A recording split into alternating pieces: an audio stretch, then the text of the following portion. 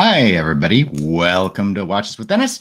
And we are back with a Saturday live stream. Another one where I decided I'm not going to talk about new releases. I thought I saw an article over with Hodinkee, which was summarizing some of the latest information that came out of Morgan Stanley, which I guess had pulled some data together from WatchCharts in terms of the performance of the luxury used watch market. I'd say the Swiss luxury used watch market in particular was the area of focus.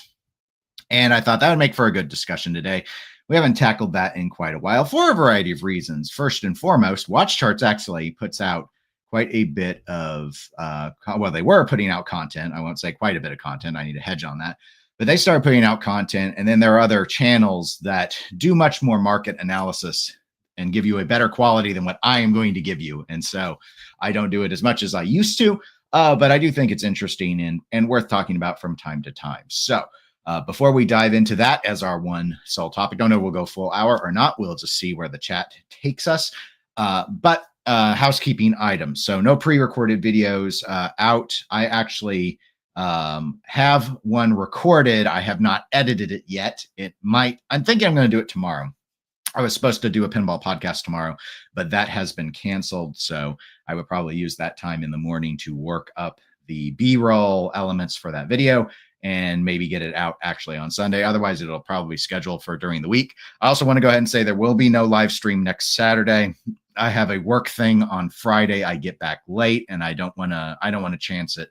So, I mean, I should be back I almost assuredly will be back in time to record, but I wouldn't be back in time to prep it. So I'm not gonna put myself through it. And so you will just have to live without me. I know all three of you are devastated. On the list today is the Citizen, one of the Citizen model I have. It's like the AQ 4100-60W or something. I'm not sure that's the actual reference. I don't remember, and I didn't load it up to remember today. So anyway, it's one of the high accuracy quartz models that they have. So let me get caught up with chat, and then we will dive into the analytics that Hodinkee shared from Morgan Stanley. First, I'm going to say hello to Cloudkin. First comment of the day: watch guys hate talking about secondary values, yet can't stop watching these types of videos. Yeah, I'm going to say yes and no. Watch guys, I think they don't mind. They may say they hate talking about secondary values. I think they actually like talking about secondary values. What they hate are investors ruining a hobby. And this is common in all sorts of hobbies, quite frankly. I mean, they're not even like driven by investor status, but there's again, with my background in pinball, there's a pinball podcast that's been going on for a really long time. And they are big. The two hosts are really big fans of Stern Electronics. Stern Electronics is a now defunct company that made a lot of pinball machines in the late 70s, early 80s. And they talked them up. And you had a game called Stars that used to trade working for $500 all day that I don't know if you can find working under $1,500 now. And most people would say it's their fault because they talked it up and made it an asset, essentially, to a lot of people. And people scooped them up because of that. Maybe they don't deserve all that blame, but they recognize it and they kind of take responsibility for it. It's like that with watches. Like people start talking up certain models, and it's not always just people talking them up. We have Instagram, we have TikTok, and we have things. This is where you started to see, like, why is the Patek Philippe Nautilus so valuable? Why did it get so much attention? It's not all that inherently better than like every other integrated sports watch, is it? I think looking at the specs, looking at the fit, looking at the finish, it's got serious competition, and not all of that serious competition saw the same effect. But this happens with everything. It happens with all products. So I understand the lamenting that hobbyists will have a lot of times for investor types because they drive up prices beyond what they would be if those investor types didn't exist. But it's part and parcel with every hobby I've seen, because honestly, if the things have no value whatsoever, people throw them away. They don't resell them.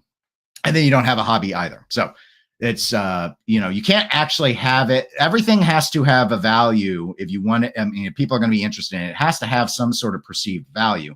And if there's ever perceived value, people will sell it in order to make money. So those things always go hand in hand. So it's unavoidable.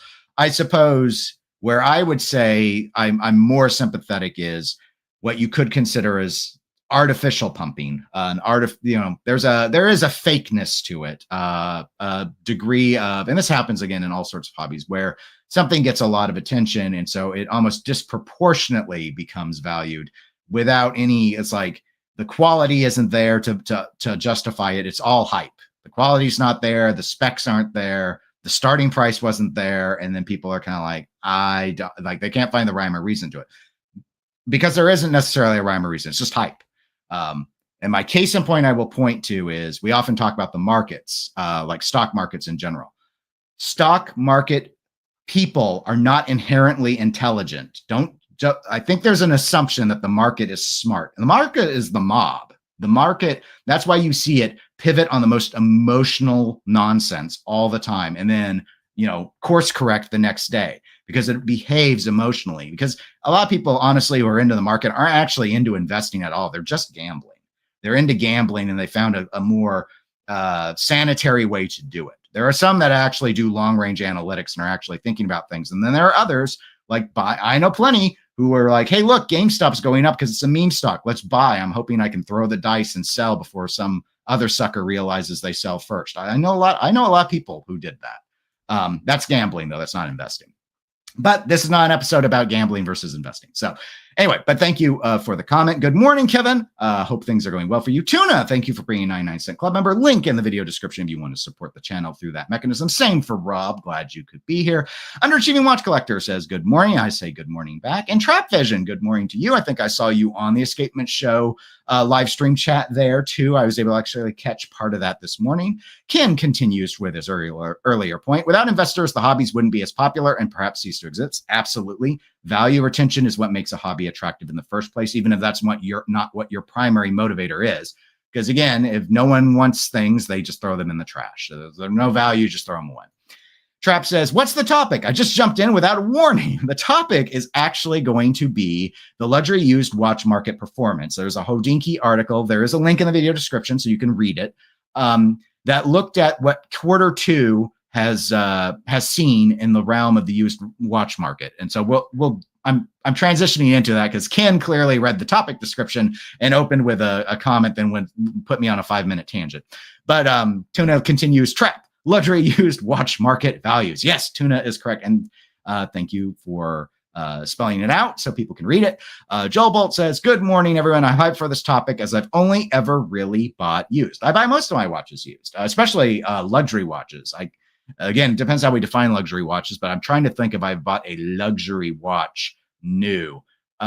Closest I probably come, I did pay over $1,000 for it, was a Zodiac. Which I don't think most people would consider luxury, but my price point made it luxury to me. So that's what I consider it. All right. So I've been mentioning this Hodinkee article. Hodinkee article has a bunch of charts and such. That's why I think it's so handy. The source is actually WatchCharts and Morgan Stanley. Because Morgan Stanley, as we know, does that annual Swiss watch market analysis report, which I really like. I always find it very, very fascinating. A lot of people then start saying, well, they're making estimates. They don't really know the truth. Yeah. It's still probably pretty accurate. I think for our purposes, it's accurate enough. Our purposes are the purposes of YouTube, of course. And so our standards are pretty low. But so anyway, this WatchCharts, if you're not familiar, does a lot of work with tracking the private sales in particular of a variety of watches and puts out a bunch of indexes and reports and has a lot of long range tracking, especially if you choose to subscribe to what's going on secondhand with watches, which, I mean, let's face it, there is a big industry that trades watches secondhand.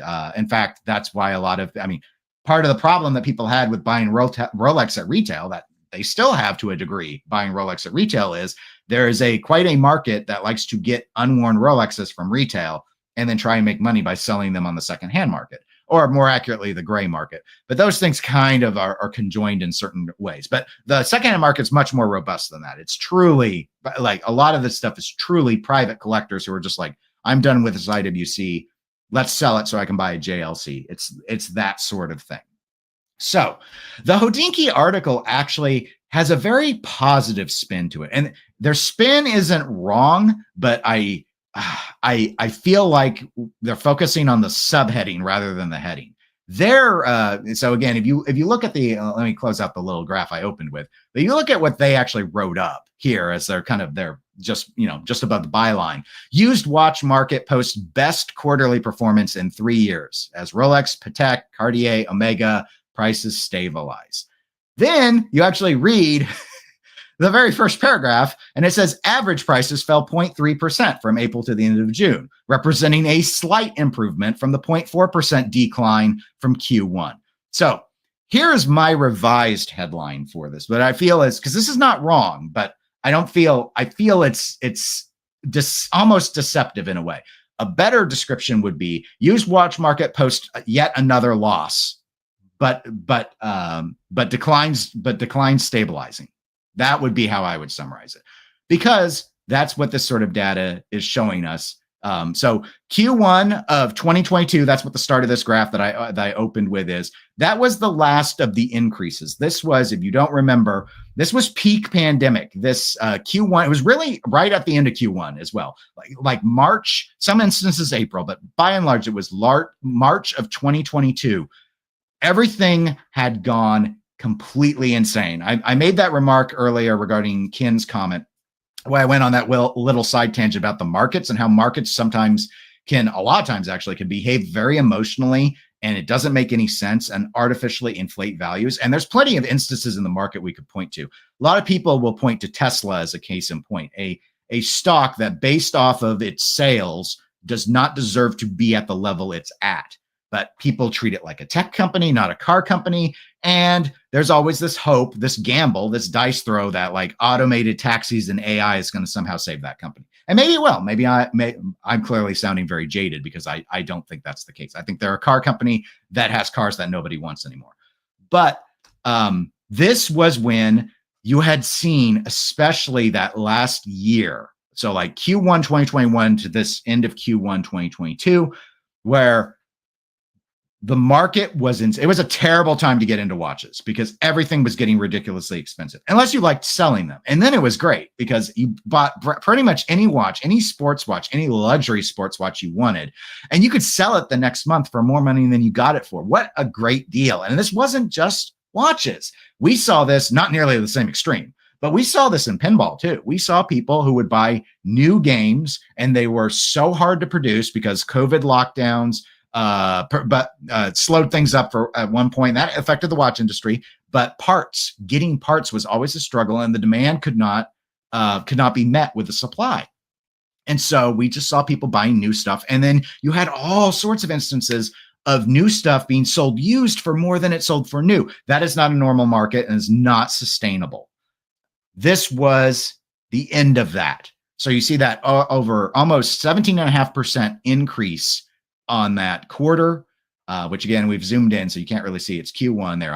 I've positioned it better. Q1 of 2022. And then the bottom started to fall out. It wasn't actually like this super dramatic collapse. And I remember when I started doing videos on market stuff at this time, when there didn't seem to be as many people talking about it back then, I noted that it was going to continue. And I this bore out that I was correct about that.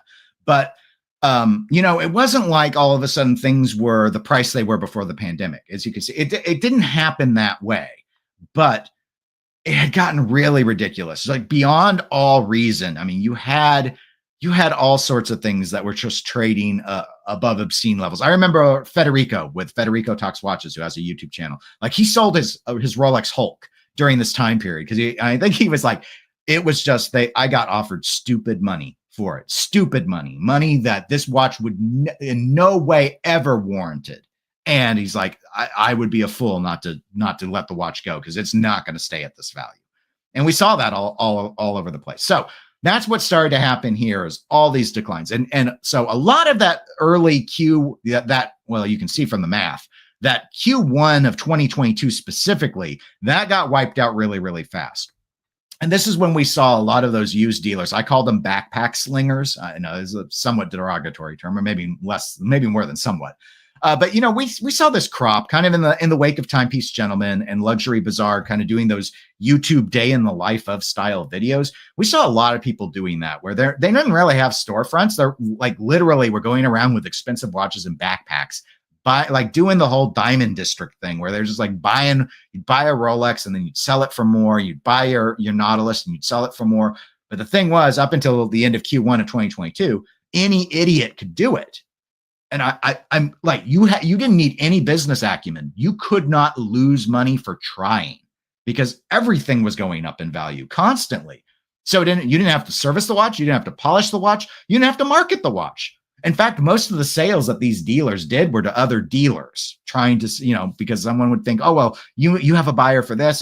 Let's trade, or I'll sell this to you. You'd sell me some GP and all of that stuff. It was not sustainable. So as you can see across this chart, as my little hand symbol's going through it, we really early on, we saw very dramatic drops, but by the start of 2023, it had really slowed up. But the declines continued to happen. And there's always been this question of when is it going to stabilize? So far in 2025, things have been relatively stable, but they are still going down. It's not like a big positive for the used market from sellers' perspective. These are still a problem for them because any old inventory continues to get devalued. So it's still a struggle for them. For collectors, this has been great. This has been a great thing to watch, because unless you bought up a bunch of stuff and you wanted to sell it, in which case you were just like, from that perspective, you are the same as the dealer. You are not in the best position as you would have been, a couple of years ago. But if you're not trying to sell and you're trying to buy, things are a lot better than they were during the pandemic.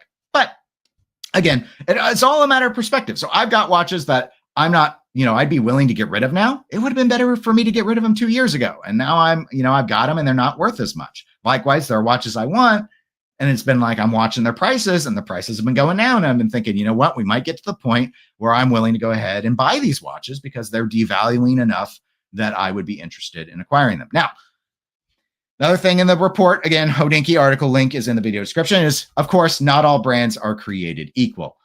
This actually, I described this as luxury used watch market performance, but the analysis actually isn't just luxury watches. That volume and that dollar amount tends to move the charts the most. But you can see on these breakdowns, we've got some brands here that are very approachable for people. We've got Hamilton represented, we've got Tissot and such, and some of those more affordable brands are actually the ones where the value, or I should say the price, the sale amount, is been actually going up. It's been improving. Like used performance on Tissot has gone up 1.5% since the prior quarter, or Hamilton went up barely. It's flat, 0.1% though. So why is that the case? Well, some of these watches have just gone up more at the authorized dealer as prices have gone up over time to deal with inflation, tariffs, what have you. So we have instances of some things where, okay, their trading amount, maybe because they were already pretty affordable for a lot of people, was such that there was no hype that ever pushed those. So if their base price goes up 1.5%, why wouldn't their used price go up 1.5%? The watch is seen as a fair deal. And so we see that with something. It's not just the Hamiltons and the Mitos of the world. The Patek, they actually did see an improvement for this quarter. Likewise, quarter over quarter, Cartier, pretty flat, just under 1% improvement there. But the only positives were Tissot, Patek, Cartier, Mito, Hamilton, and Tudor. Everything else actually saw a slide. Now, some of those brands, namely Omega, Rolex, and Bulgari, the slide, and this is where the Hodinkee article's title wasn't wrong. That's 0.1 loss, 0.2% loss. That is pretty much flat. So it's not like that's nothing anyone's going to lose any sleep over. That's pretty much flat. I'd say anything that was 1% or more is more noteworthy. Because again, this is not an annual change. This is a quarterly change. So once you hit Bell and Ross and you start going through, you start seeing much more significant things. And again, they're not all high end. Swatch has seen a big drop off, probably as the full saturation of the Moon Swatch has been achieved. And they just struggle with different, dial colorways and such on the stuff that was really moving for them. There's just a lot out there now, not to mention you can buy some of them online now versus what you could get before. Blancpain has taken quite a bit of a dip. I don't know why did they peak up a bit because of the Swatch 50 Fathoms collab thing, the Scuba Fathoms, or I don't remember the name of it. I didn't think that was all that popular. They kind of looked cool, but yeah, a lot of these brands that you would think of normally in this space, the Longines, the JLC, the Glashütte Original, they've been coming down still. And I don't think it's particularly surprising, but it definitely is something that has been happening. All right, so let me go ahead and take a breath. And by take a breath, I mean actually get caught up more with the chat to see what you all are saying. Trap Vision says, I prefer to buy used at this point. I'm not trying to spend top dollar. I'm a big fan of buying used, as I noted, and not just for luxury watches. Again, now for more affordable watches, I often will go ahead and get gray, where I might not save quite as much money, but it'd be like, I know that I'll put all the scratches in it myself. It really just depends, though, on what we see in terms of the pricing. Trapp denotes that he's speaking specifically regarding luxury watches, and Tuna notes that a lot of brands lose a lot of money, and this is true for so many products, and it is the way the market should work.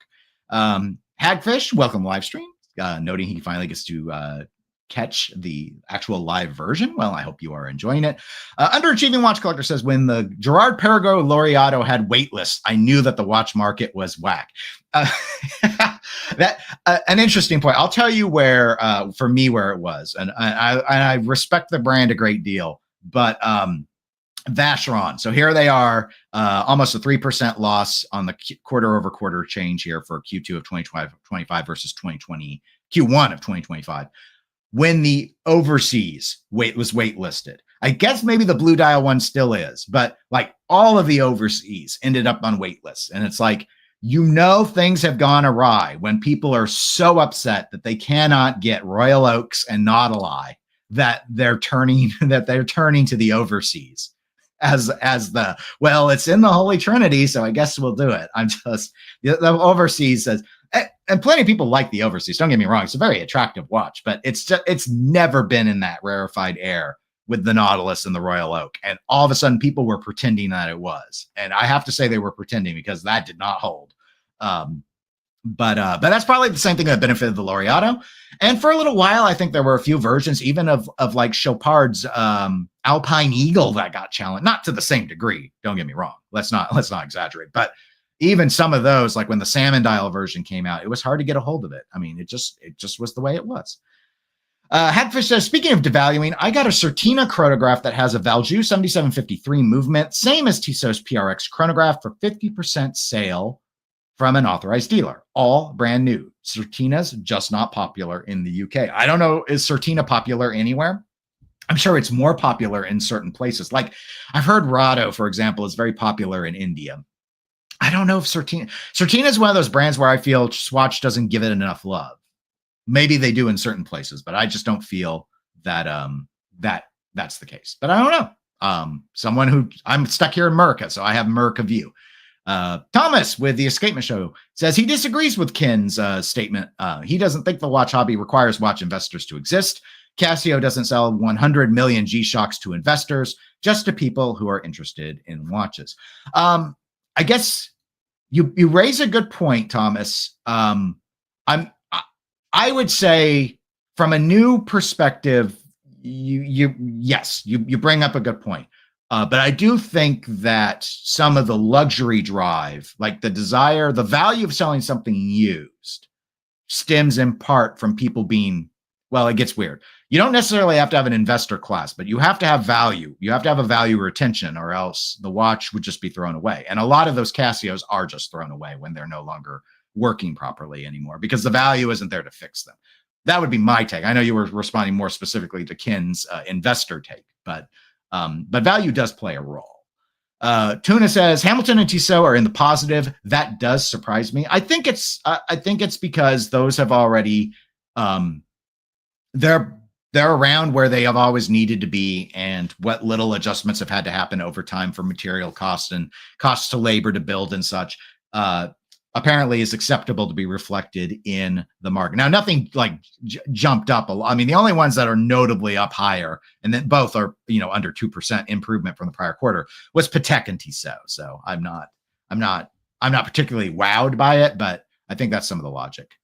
Underachieving says, I'm guessing TPG wasn't the best supporter for the brand. I didn't know TPG did something with Certina. Is that what are we still thinking Certina? Are we thinking GP? I don't remember.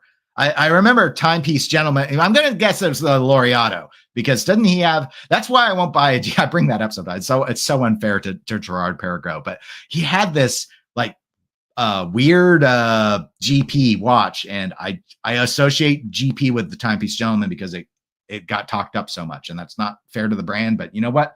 we make decisions that aren't fair all the time. Dios Bananos says, I don't care about value retention. I prefer to buy new watches with a discount where possible. Losing money is part of the deal. Same with cars and furniture and everything else in life. I expect things to depreciate, but I would be disingenuous if I didn't say that I didn't care, because I do care. I do like the idea of being able to get something back if I lose interest in something. Like when I'm done with my Toyota Corolla, I'm not planning to give it away. I want to get money back for it. And that now the fact that Toyota retains value better than a Chevy Cruze, is that why I got the Corolla? No. Like if I preferred the Cruze, I still would have accepted it. But I would know every vehicle had a base value that would be of interest to me. So I could see where some people would be more willing to take a chance on a watch if they knew they wouldn't lose as much and they didn't have the chance to say, try it on. I mean, we'll have to check a lot of variables here, but that's why I think Rolex by and large is so appealing. Well, most of the reason why Rolex is so appealing is that everyone knows the name of the brand. So like people just know it. Like when I first bought a luxury watch, it was a used Rolex because it was the only brand I knew. It was the only one. My second luxury watch was also a Rolex because it was the only brand I knew. I didn't get into watches until after that. So that's definitely in play. But if you were like, oh gosh, I don't know if I want to wear a watch, and you're like, I want to get a nice fancy watch, like, why wouldn't you get a GMT Master 2? Because if you ended up hating it, if you did your research, you'd be like, I'm not going to lose a ton of money on this. Whereas if you were like, maybe I'll get the Omega Aquaterra World Time, really cool looking watch, visually much more interesting than a GMT Master 2, but you're going to lose a lot more. It's still got value. Are you okay with the amount of loss that you might take? And that's a question. And for a person like me, what I would prefer to do is say, if I think the World Time is more interesting, I want to get it, but I'd rather get it. Like you noted, you like to go and try and buy it new with a discount. That's why I often will look gray first. But especially in precious metal watches, I'm really willing to go secondhand, because then the value retention angle is very like, what am I going to lose? A couple $1,000 maybe? I'm still going to lose, but I'm not going to lose 10,000. Someone already lost 10,000. That's why I bought it used. So I'd rather give up my warranty and get a used watch, because I don't mind that it's got some scuffs and scrapes on it if I can save $10,000. But that's just a person. Like for me, I want as much of the loss out of the way already. And it's not because I'm going to make money. I'll still lose money when I trade that watch in or sell it. But it's to minimize the impact on my wallet. Or thought of another way, it's so that I can get more watch for less money. Because if I was to go in and say, all right, let's take the Vacheron 222. What's its current retail price? It's like $74,000 or something, the gold one. So let's say you were willing to spend $74,000. Do you want that new, or think about what you could get used? Some sort of, again, you'd have to like the watch, but some sort of ultra like grand complication Patek perpetual calendar. I probably could find one. You'd find something interesting for $70,000, right? That you could find something more interesting used for $70,000 than you ever will find new for $70,000. That's the math that's always going on in my head, because I want as much watch as I can get for whatever I'm willing to spend. So I'm willing to spend pretty significant sums, but I want to get as much as I can, and used is where the deals are. So, but again, as Dios noted, you can often, on a lot of the less popular watches, you can get your warranty and you can get a pretty significant discount. And I've made choices where I'm like, I'll get this gray and pay more, because I'd rather, like, the extra $1,000 is worth the no scratches. That's the math. Ken notes that cars and furniture have a necessary value to them other than monetary. Yes. I actually had this debate on a pinball thing with someone who, when I used cups as an example of collecting, and they argued the necessary aspect. Sure. I mean, that I have to have a car. Okay, but I didn't have to. Like, I could have gotten something way less than. I mean, a Corolla is not a fancy car. Don't get me wrong, but I got something used. I could have gotten something with less features. Toyota was selling cheaper cars than the Corolla when I went and bought too. Even new, I could have got something from the same place for a lot less. But so I still think that the the ability to sell something secondarily, it makes sense that it will factor in a variety of purchases in one's life, be they necessities or luxuries. Hackfish says, is Tudor worthy of getting one right now? I'm eyeing a Pelagos FXD also. If you like it, yes, absolutely. There's no brand that I would tell you don't get if you're like, is it the right or wrong time to buy is in a way moot from that perspective. If you're thinking more logically, like this 0.1 is nothing. Like Tudor's pricing is not, you're probably not going to visually, this is barely noticeable. You're not going to visually see much. And what drove this up? Was it their chronographs? Was it the black bays? Maybe it was the black bays and the Pelagos has continued to decline. I don't know. You can actually go to WatchCharts and take a look and see what the performance of the Pelagos FXD you like has done to see if it's been trending up or down. If it's trending up, maybe you want to act now before, if you're worried it's going to trend up more. If it's trending down, maybe you want to wait and see if it's going to level off or if you can get a better deal in another quarter. I mean, that's all I can tell you, like in terms of like maximizing dollar wise, but we're only talking like what, tens of dollars here, probably in this, like when we're thinking like a 0.1%, it's not, we're not even like talking hundreds of dollars of difference. So I wouldn't get worked up over it. Ken says, spending tens and hundreds of thousands and not caring about value retention, good for you, I guess. Yeah, that's the thing. I mean, everyone's personality is different, right? I mean, there are people, I'm sure Mark Zuckerberg doesn't care. Maybe he doesn't care because everything he buys is so weird and unique and rare that it's probably all going up in value. But honestly, he probably doesn't care because his stocks make him more money in dividends than he spends on watches. So, you know, I could imagine, well, I can kind of imagine being like that. But yeah, it comes down to whether or not I do think it can be a useful approach to imagine. Don't assume that you can just liquidate your collection. And so when you're making a purchase, imagine it was like if you were going to buy a Rolex for $15,000, imagine taking that pile of money and lighting it on fire. And that's what you've done when you have the watch.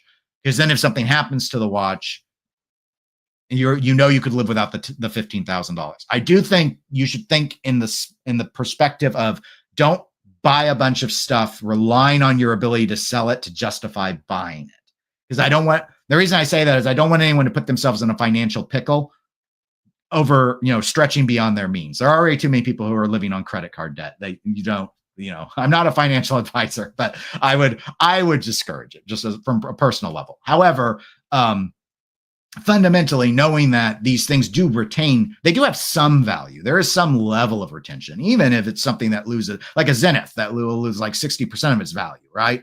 Like my Zenith original chronograph has lost a ton of money, but it still has value. I know ultimately over time I could sell it and get a few thousand for it. It's not going to be what I paid, but I'll get something. So knowing that it's an asset, it's an asset. So, I would say, let's not be ridiculous. We do need to understand where we possess assets, because otherwise you don't have a full comprehensive picture of what you possess. But likewise, I would never buy a bunch of watches and go, even if they were easy to move watches like Rolex watches, and go, I'm going to be okay because I can just sell all of these. I could, but materials like that don't always liquidate as fast as you think they will.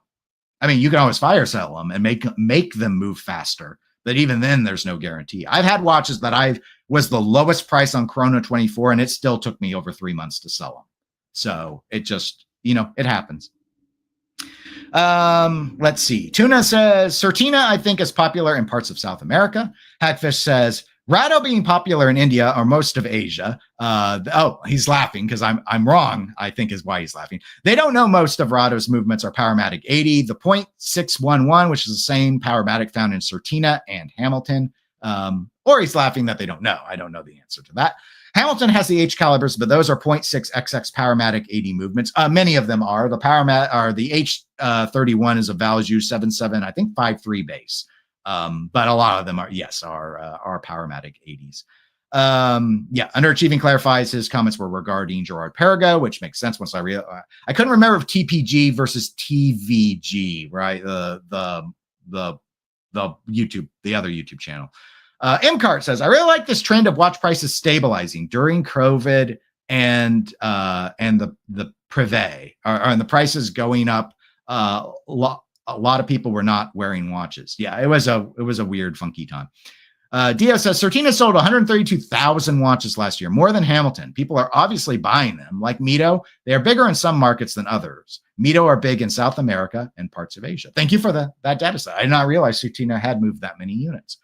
Trap says, I believe Teddy helped Certina sales in North America. Okay, I didn't know if he was a dealer for them or not. Mcart notes he's currently wearing his luxury watches more now than he used to. Tuna notes that Rado has always been an India-Pakistan thing going back to the 1960s. Trap Vision compliments Rado's ceramic pieces and that he'd love to own one. I actually have a few on Joma Shop in my wish list to watch because there are a few that I'd like to try a ceramic watch, and we're talking ceramic bracelet. Rado's generally one of the most approachable price points to get in at. Tuna likes the Diastar. That's probably at least one of my bookmarks. And discussion about watch movements. I got to skip ahead some. Lots of stuff. Let's see. Donter says, hilarious to think about Dennis driving around a Corolla wearing Longa, Patek, Rolex, Parmigiani Fleurier, etc. I am not a car guy. So I do. Yes. No, and I do drive a Toyota Corolla. No hate. I am not a car guy. No, I'm not. Don't get me wrong. Like, I like the look of number of cars. I worry that I would fall into being a car guy. It's a dangerous. Every hobby is dangerous for its own reasons. Cars are dangerous for the same reason pinball is dangerous. They take up way too much space. I do not have the space to have a bunch of cars, so I have one car, and it's a Corolla, and it's a 2019. And that's all the details I'm giving you because the internet's too creepy of a place. I will tell you, where I work, there are two other people. We drive the exact same color of Corolla and the same model range. We might not have the same year, but the same model range before they did the update. So it's like I am in the official, car of this field. It's a very uninspired pick. A former roommate of mine actually was a Toyota dealer at the time. So when I was ready to get rid of my Cobalt, I had a Chevy Cobalt before that. I went to him to go ahead and do the car purchases. Hackfish says, it just means Dennis knows his cars. No, I don't. Not really. Again, I had a friend who became a dealer with them, and I was like, you know what? I need something with good gas mileage. I'm going to go and see what they've got. I was actually leaning towards something else, but after test driving, I was like, you know what? I see why these are so popular. Hag says, sorry, Dennis, I wasn't laughing. That lull was just automatic on how I type. It's fine to laugh or not laugh. No, there's no offense taken either way. But it's all good. Cruise Intro Jan. I hope I'm saying that right. Welcome to the live stream, by the way. Buying a used vintage solid gold watch and bracelet near melt price makes for a good investment these days, and you can enjoy that it's a watch for no extra investment. There are some very good bargains out there, and vintage gold can be an interesting one. Not one I've really dived into a lot. Because vintage watches, I worry about on the maintenance front. But obviously, when you're talking about just the sheer value of the materials, sometimes things are more of a safe bet than others.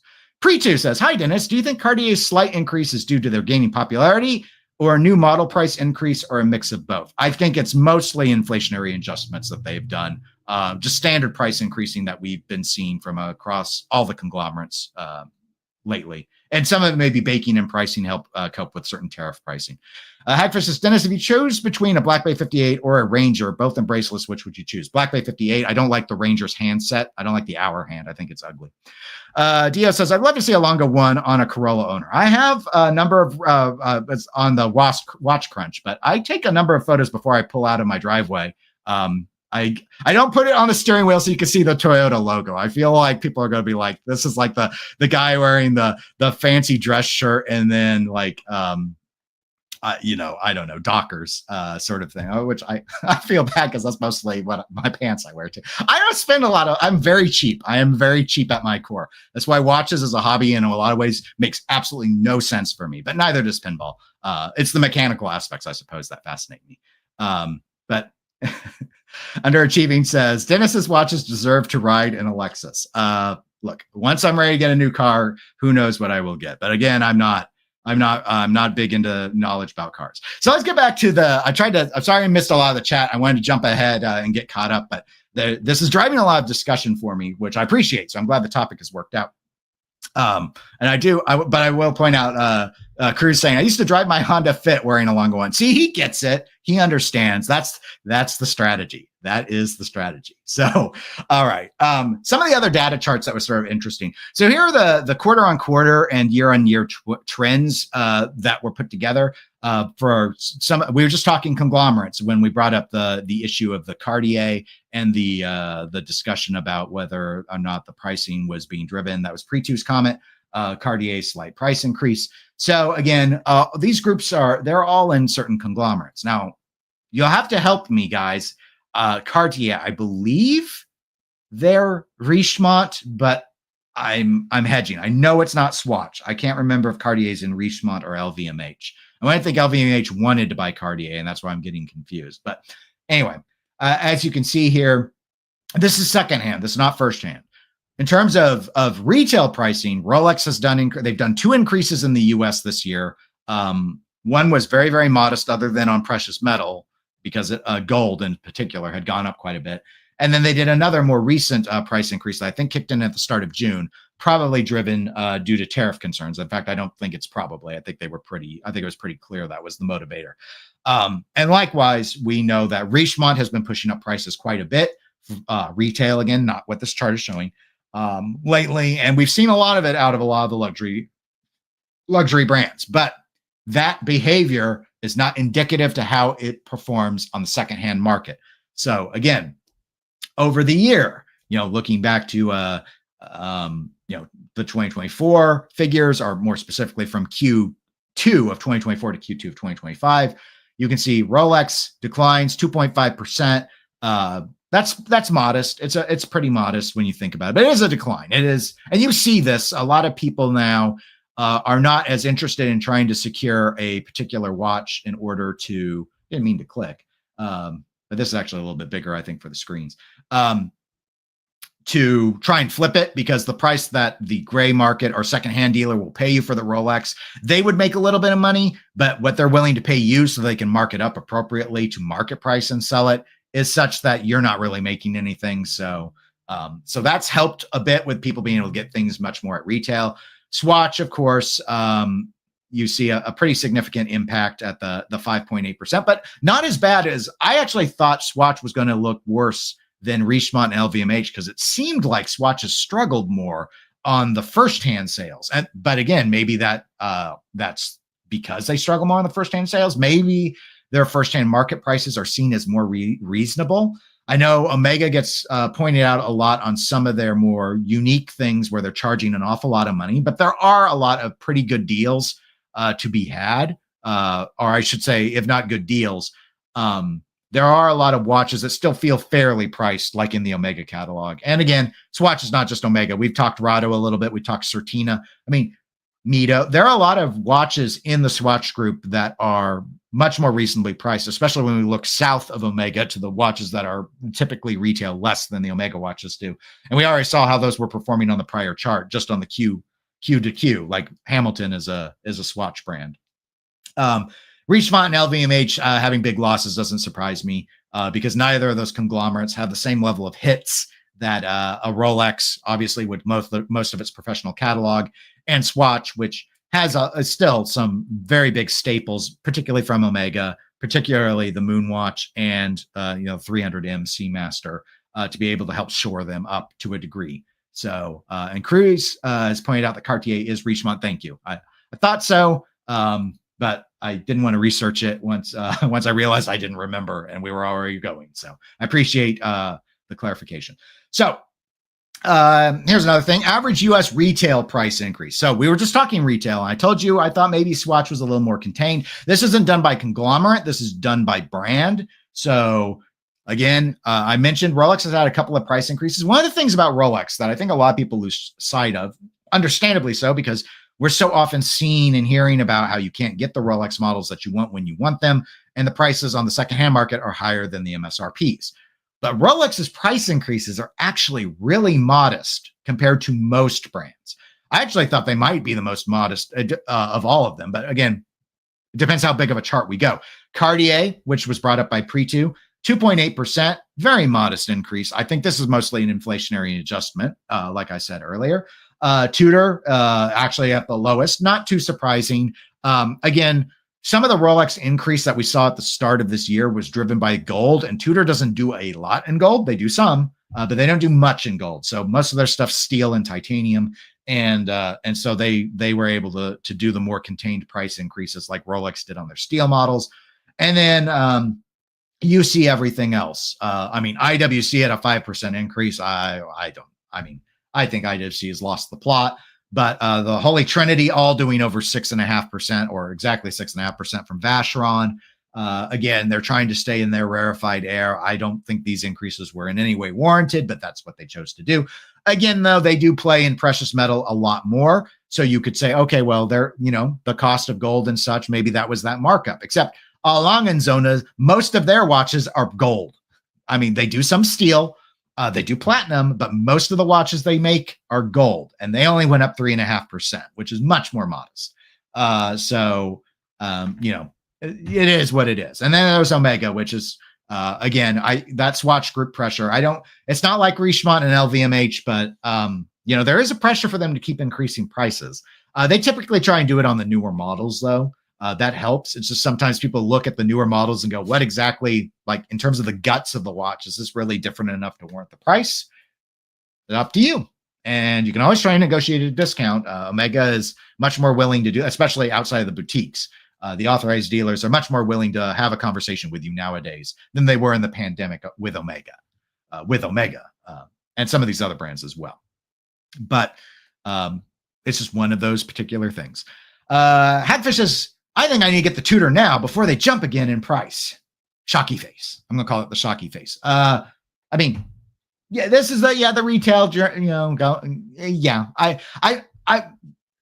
it's a fair enough point. It's just, I don't know. I haven't watched Tudor close enough to be able to say whether or not the prices like gray market have gone up 2.5% as well. Again, we saw earlier on the earlier quarter-over-quarter chart a slight increase on Tudor, so they may be creeping up a little bit as time goes by. You would expect it to, but yeah, it's always a factor. The math, I should have pulled the trigger on a 1921 Vacheron a year ago when they were closer to $20,000. Now they're like floating around 24,000 in the 36.5 millimeter size that I like. So it's like, well, do I wait for it to go lower again? That's what I've been telling myself. Will it? Don't know. I mean, it's a gamble. It's a gamble. Dio says Cartier is the only brand in Richemont that doesn't need Richemont. The watches barely account for 1/3 of revenue, of Cartier's revenue. Yes. No, they don't. They don't. And I think LVMH with its whole luxury portfolio, I've read repeatedly that they've licked their lips longing to add Cartier into their portfolio. And maybe that's, in fact, I wouldn't even say maybe. I'd say probably driven more because they really want that jewelry side added into their lineup in the conglomerate.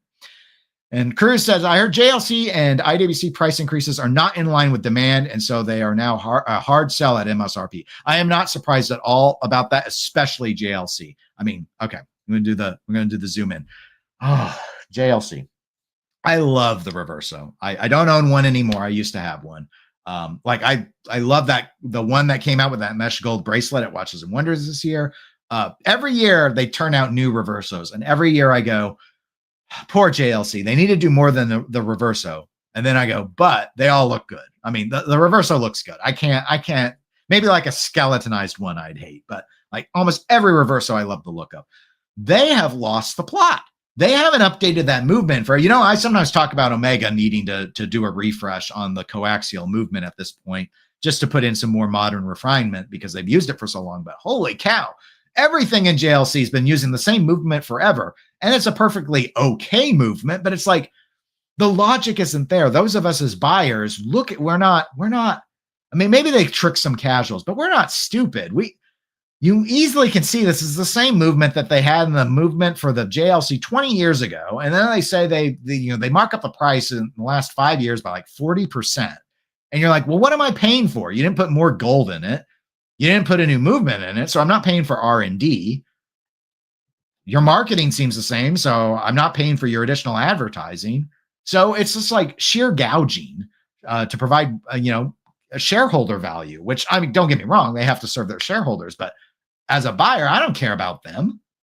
I'm asking, why is the watch that used to be 40% less now 40% more? Doesn't make any sense to me. IWC wouldn't surprise me that it's in the same boat, but JLC, it's been very obvious to me because I've paid more attention to JLC because I like the Reverso so much. But just one of those things, I guess. Dio says, JLC Boutique Sales Associates practically kissed my ass when I was in the market for one. I don't think I overpaid for my MUT Moon. It is a beautiful watch. The brand is in trouble, though. I mean, their watches are incredible, but it's just, I just shake my head at this. Richemont is just, I think they've lost the plot. And I think it was Richemont that back in the early 2000s, like around 2005, I want to say it was. I may be wrong on this. I wasn't in the hobby at this time, but I've read up a little bit on it. Believe it was Richemont, actually knocked down MSRP values. I don't remember by how much. I think it was 5% or less. But they got, people were pissed. Because again, we've been talking about value retention, right? You caring about value retention or not in the general rule, and we each have our own way of thinking about this. For a lot of people, having a, let's use $10,000 watch and now being told it's a $9,500 watch pisses people off. This happened with Tesla, actually. What was it, last year? Maybe it was the year before, when they kept knocking down the MSRP price on the cars, and people who had just bought the cars a month ago were like, why is this car now worth, like, it makes you feel like a sucker is what it ends up doing. Because separate from whatever retained value retention, separate from all of that is the nobody, there are some people, I'm using hyperbole though, guys, hyperbole. Nobody likes being told, hey, look, I paid $10 for something that's now $9.50. You just feel like you just were like too dumb to have caught on. It just makes people upset. So Richemont got really burned by doing that. Like they burned a lot of goodwill with people that were into buying their stuff. I don't know that they'll ever do it again, but the need feels like it's getting there when you see their brands doing stuff like this and jacking up the price so much. They haven't earned it. They didn't earn it. Rolex could get away with, it pissed people off. Don't get me wrong, but Rolex could get away with doing, these sort of increases on they could do 6, they could do 7% price increases. They could get away with it. A brand like JLC doing it, it doesn't work. It doesn't work. And we see that with how the ADs try so desperately to sell them. And they're beautiful watches. Joe Bolt says he also got screwed up, I should say, by not getting the 1921. We all make mistakes in this hobby, Joe Bolt, so don't beat yourself up. There will be new 21s in the sea. That's I don't think that's anyone's motto, but we can try and run with it. Hackfish says, before I recall, the Tudor Ranger was only about 2,000 in 2022, but now it's close to 3,000. Yet I started watch collecting in 2023, and back then I thought to myself that I'm not buying a watch more than $500. Hey, there's a time in pinball where I told myself I could never see getting a pinball machine for over $5,000. Nowadays, they start retail at $7,000. So the world has changed. Granted, that was back in 2012 where I had that. Or no, I guess that philosophy of mine was more from 2015. I started collecting in 2012, but used where it was much cheaper, where I could spend $500 on a pinball machine. Hagfish notes that the Baltony does a 1921 homage. Someone who regularly watches this channel has one of those. I don't know if it's Joel Bolt or not. Someone does, because I've seen him show it off before. It does look pretty good. Ken says, I went to a Tudor boutique yesterday to fix my FXD. Their watchmaker only does resizing and doesn't open up cases. Tudor service is just weak, just like the brand. That's weird, because that's not, I like how you quoted watchmaker, because that's not even a service tech. I resize watches. I'll resize watch bands. I have enough stuff now that I could probably do almost any of them without scratching them too. But I would have thought that at the very least they would do movement stuff. If nothing else, at least a movement swap. But okay, I don't know. Ken says, no, watch guys don't care about losing money. They just like the watch. Well, a lot of them will say that, but I don't think that's entirely accurate. But now that's curious about that. Granted, you did say you went to the Tudor boutique, because like we have an authorized dealer who sells Tudor and Rolex, and they did the service on my Explorer 2 in-house. because they didn't need to send it to Rolex. They were able to, because they weren't replacing anything other than they replaced the crown and the crystal. And those were optional because they called me and they said, it's still waterproof, but you have a chip in the sapphire. Do you want to change it? And you have some damage to the crown, but the crown was still fully water resistant. So they gave me the option. And I said, yeah, go ahead, replace them. But just one of those things. They had, I think we've hit all of the main graphs. Yeah. So those were all the graphs that I thought were interesting to go ahead and discuss. Yes, Joe Bowles knows Duncan. Yeah, Duncan. He's one of the 99 Cent Club members. Yeah, he's got a Baltony. And he really praises it a lot. One of the things about the 1921 that a lot of people don't like, and it's not always immediately visible to you because your eye is drawn to the crown position and the overall case shape, is the seconds hand is not aligned with the rest of the dial. Since we have some time, I'm going to show you so that you know what I mean, because I don't think people typically notice it immediately. So here we go. Here's a shot of it. Yeah, we can, I'll let you have cookies. Do we have one where it's sort of facing front? There we go. So you see how the 12 is aligned with the crown. The 60 is not aligned with the 12. They've put the 60 up at the traditional 12 o'clock position. And a lot of people can't get past that. And they don't notice it right away. And then they get kind of annoyed when they realize it. So I will say, if you are interested in the 1921, definitely be aware that the subdial is not on the same alignment as the main dial. I have no idea why, because there's nothing, it's just markings on a dial. It's just print. It's not like in any way affects the movement. So, because you could have that subdial at the 3 o'clock position and just print it in a different way. I don't know why they do it like this. I'm okay with it. It doesn't bother me, but it pisses some people off. So anyway, just as FYI, and if that annoys you, it's a great way to save $20,000+. So, Hagfish thinks it's fine. I think it's fine too, but some people don't. I don't remember I think the Baltony, do they do a central seconds? I don't remember how they got around that, or maybe no seconds hand at all. But anyway, that's just an aside. So that's it. That's all I wanted to talk about. I just thought it was a really interesting article. There's a lot more detail that goes in textually. Again, I don't read articles to you because it's not bedtime stories with Dennis. So the Hodinkee article is linked in the video description, so you can go and read it. And even though I didn't love the way they described the headline, it was fair enough. And I think it was a good article. So at least I found it interesting. So I'd recommend that. I'm going to go ahead and call it today. I will not be on next Saturday. Work stuff is keeping me too busy. So I'm not going to stress myself trying to get the stream together on the Saturday. So I want to go ahead and just give you that note, because I do try and be really, really consistent, but I'm going to take a break from next Saturday. Ken, oh, wow, that's extremely generous of you to do that, to do the $10. And never feel obligated, even with the 99 Cent Club stuff. Never feel obligated. The Discord link down below doesn't require you to be a club member or anything. If you like to write about watches, I use Discord because I come from the gaming community. That's what we use in pinball and video games and stuff. So that's what I'm familiar with. But appreciate it. I do appreciate the support. And I appreciate all you guys giving up part of your weekend to listen to me talk. If you're watching this on record, leave your comments regarding your thoughts on the market performance and such, and what you think is going to happen. I always like going back and reading comments.